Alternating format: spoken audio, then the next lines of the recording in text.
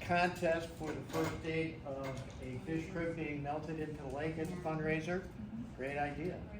So, but does anybody else encourage any? We've got multiple HOAs and property owners to try and corral all of them to generate significant return on investment. It's gonna be tough. That So is we haven't even tough. tried. Yeah. So, how about Barrington? We have a lot of big expenses, but we don't have any money.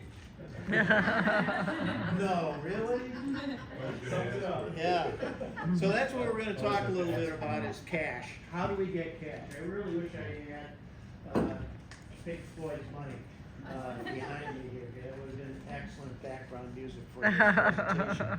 So you have right here in your hands kind of a workshop. It's not that something we're gonna do here, but it's something that I would like to encourage you to bring back to your HOAs, to your members, whoever is working with you in committees. And this is, as Becky said, actually a workshop that was, that I attended at the Wisconsin Lakes Convention back in April. She did a wonderful job. So this is just kind of an outline. And actually, this is a workshop we could probably come back and present here to the group.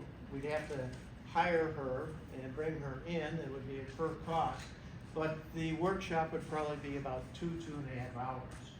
And that would be maybe something to think about in the future. But right now, this document is for you to use with your people. And it's really quite easy to use. So it's very visual. If you look on the second page here, you'll see that, sources of funding. Where are your most biggest concerns for funding? Where's the money gonna come from? How are you gonna get the money? What's the current needs that you need here? So this is something that, bring back, take a look at it. If you feel like that you want to see a workshop on this, we'd be happy to go ahead and contact the person who made this presentation and maybe bring her in for another meeting. I think that'd be great. Okay, so what we're looking at, fundraising has three major parts. One, we've kind of already taken a look at with visibility. And now you can take that visibility that we just talked about and think about how to use that in an approach to a donor. How do you get that donor to interact with you? Using some of those principles, how do you do it? So we're going to talk a little bit about why we have reasons for stewardship and donations from an outside source. And I'll tell you, from all the information that I've seen and read upon in fundraising, your donors are going to be individuals because of where you live or because of what you have surrounding you in your community. Libertyville's lucky. You got a big community here. But maybe in some of your communities, they're a lot smaller. You don't have the business base. But you need to reach out to those communities and create collaborative relationships. Chamber of Commerce is an excellent opportunity to maybe go out and find some sort of collaborative relationship. Small businesses, if they fit your need, you want to go after them. Marketing, critical. Know who your audience is. That audience should be actually tied to the type of need that you want to have funded. I got two examples I was thinking about earlier today. One, the boat landings. We have boats going in and out.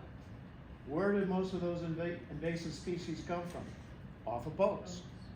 So there's a specific need right there. Your lake is your brand, and you want to protect your brand. So you need to know that part of the audience that's going to help protect that brand. So you have to build something compelling for them, those donors, whether it's a resident on the lake, somebody who's a cousin or whatever, a small business, to have them feel that they've got to work on that. Clean boats, clean water means cleaning your boats coming out of the water. So there's a program up in Wisconsin that's been very successful, and they use a lot of volunteers at the landings to help do that, but it has to be funded because there's materials that have to be put out. There has to be chemicals to be used to clean the boats and things like that, because they will help clean those boats as they come out of the water. Sometimes they will even ask them to drain their boat on the shoreline so that they don't bring anything into another lake. Check your anchors, check this. All that is important, but it's surrounded by that compelling need to prevent invasive species in the lake.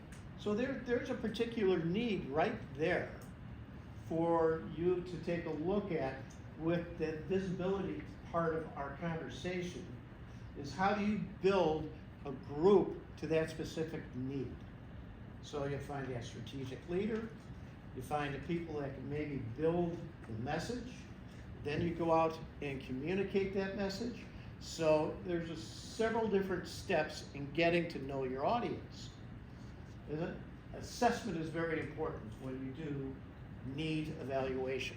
So there is, you maybe have heard of a SWOT, which is strengths, weaknesses, opportunities, and threats. You can use that in your fundraising strategy to come up with what those specific needs are for your lake. So, gotta know your audience. The other thing is, here's the scary part, talking to somebody about money. Anybody got a problem with that? You got a problem with it? I'm in sales, or was in sales. No problem here. Always like to get a close. So, but most people don't want to talk about it. They don't want to talk about anything. They love to hear about the lake and everything, but when you say, can you write a check?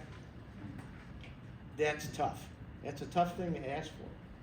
But there's also a way for you to go ahead and actually talk to a prospect. So I think I'm going to go through these slides pretty quick. Visibility, we talked about the needs to give. Visibility, let's see, you got there? Okay. Your audience, we'll talk a little bit about that. And all these are on that sheet that I just quickly breezed. Prospect interaction. This is probably the most important part of my presentation. And it goes right back to what Becky was talking about in her presentation. Start with why. If you're going to meet with somebody and you have a specific need that you'd like to communicate, do it informally. Or invite people to a little meeting and say, we're going to have a little meeting and talk about an issue on our lake. And it might be the local chamber, you get in front of them. It might be maybe a church community group. It could be many different things that can actually utilize this sort of talking strategy. So you start out with, let's just say, a cup of coffee. And that cup of coffee is going to be something that you build a story around. A story of the need. And that need starts with your lake, that's your brand, okay? And you want to create a story of fact. And let's use the issue of the boats. Okay, the fact is boats bring invasive species in the water. Okay, then you wrap that story around with some emotion. So you talk about maybe something that's happened on your lake, okay? Oh, well, you know, Bob was out on the lake one day and he was fishing and his whole propeller shaft got junked up with a bunch of milfoil. Say, and you can then work the fact of it. You know, the milfoil in our lake has increased 40% over the last couple of years, and it really needs to be looked at, and it's going to take some money. So you start building that emotional attachment between the facts and the outcome of what would happen with the money. It compels them to want to maybe donate. So that's one of the things in wrapping it around in emotion to the facts, that you can maybe get your point across more poignantly and maybe more sympathy, with more sympathy. It's just not, this is the facts, Jack. This is what happens when our lake isn't being taken care of. This is the problem that we have. We need assistance.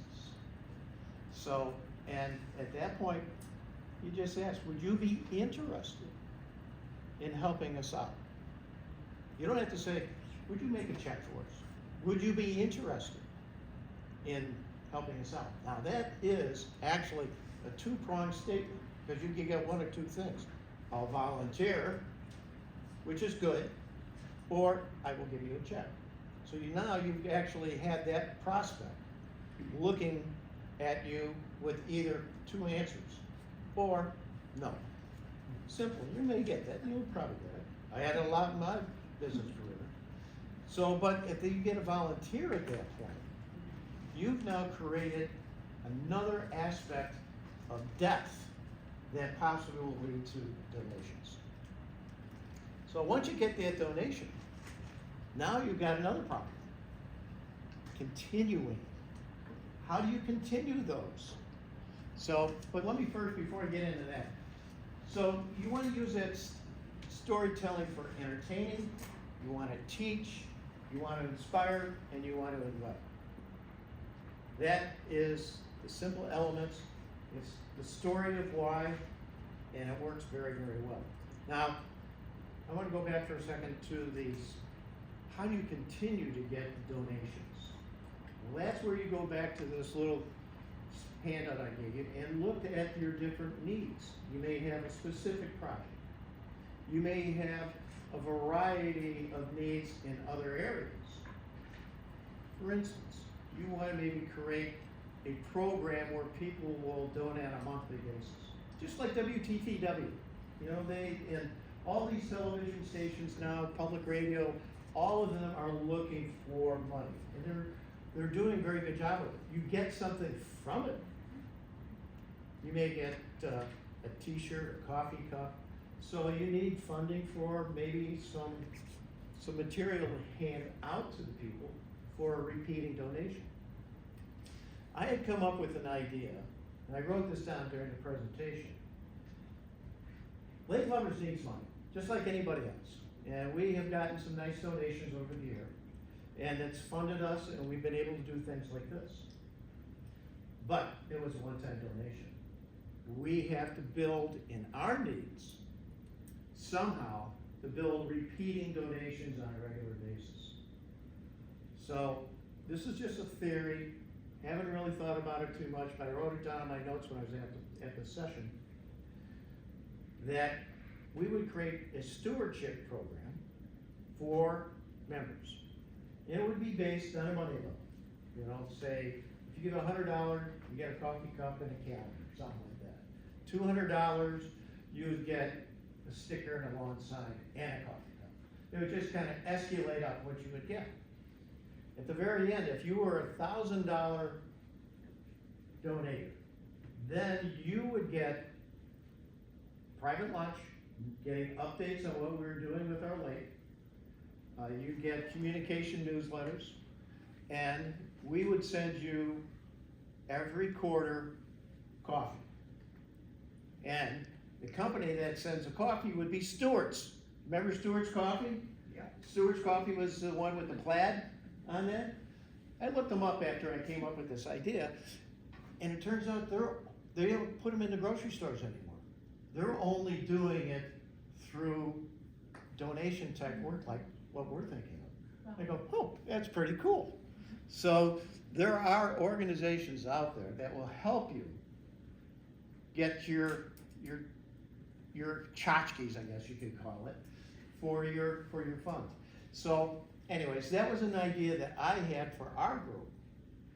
And we need to continue to get those repeating donations, and that's one way of doing it. And looking at what we're going to be moving towards now is our strategy for 2026.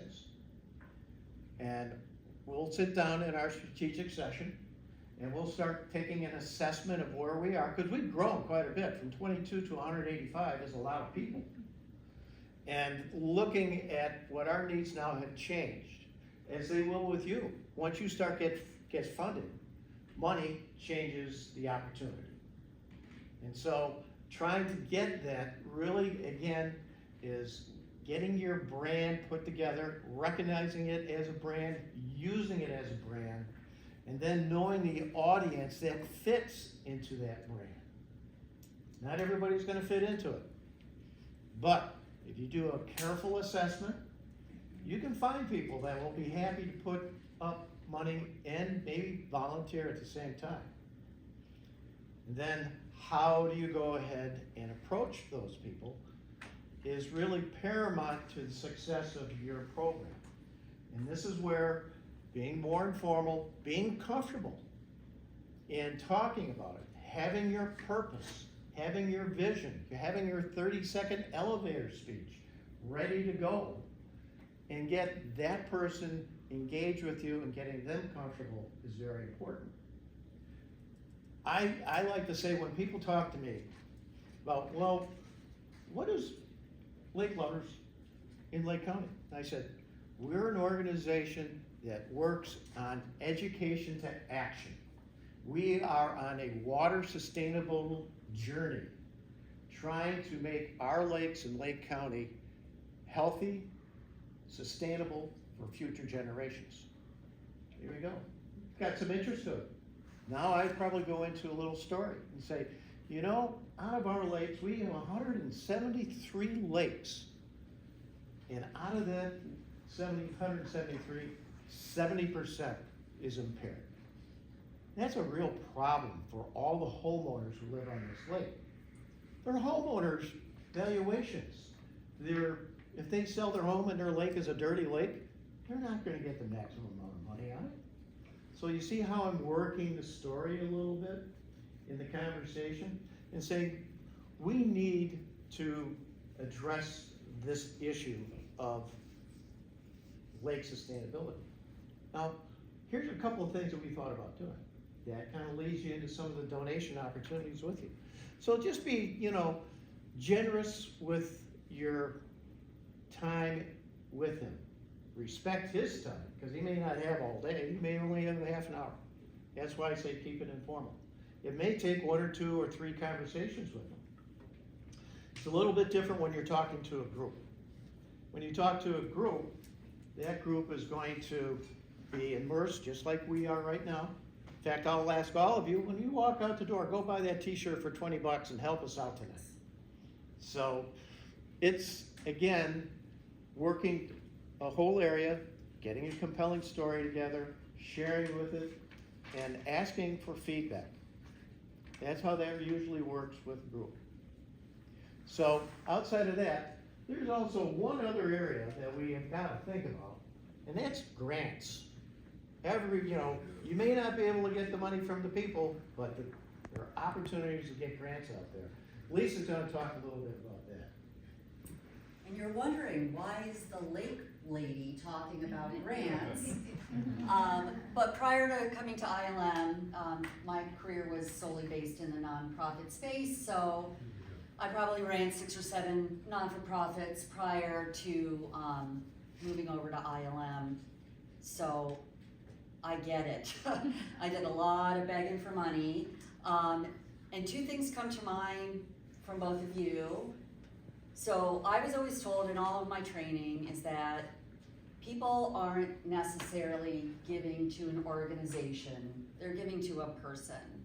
And so if you are meeting them passionately and making eye contact, not wavering around your ask, you're not like suggesting, you are asking with confidence and passion. That's what I was always coached to do. Like, people were giving to me, not necessarily to my organization. So, you have 2 people here standing in front of you who are clearly passionate, great speakers, right?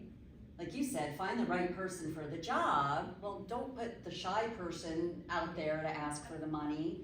But people really want to know what you're asking for sure, but with the passion that both of you bring to the table. So other than that, spent a whole lot of years writing grants, right? And so so this is what I've put together. So now I do grant writing for ILM. We do that as a service for our customers. So these are, since we do some land-based work, there's some terrestrial stuff in here, but mostly aquatic. Just a few things to keep in mind. So like Cedar Lake, you guys are in an HOA. So you had said you're working through your municipality on some grant writing. So typically grantors will not give to an individual. So if you don't have an HOA, but you do have a collection of people, kind of form, you know, so if you have multiple people, you've got a chance. If you can find a municipality or a not-for-profit to serve as what we call the fiscal agent, right? So that means the money's gonna go to them and then they give it to you. So sometimes when you do that, because there's now there's more work for them. So sometimes they might charge you like a 10% administrative fee for serving as the fiscal agent. So you wanna build that into your project. The other thing is that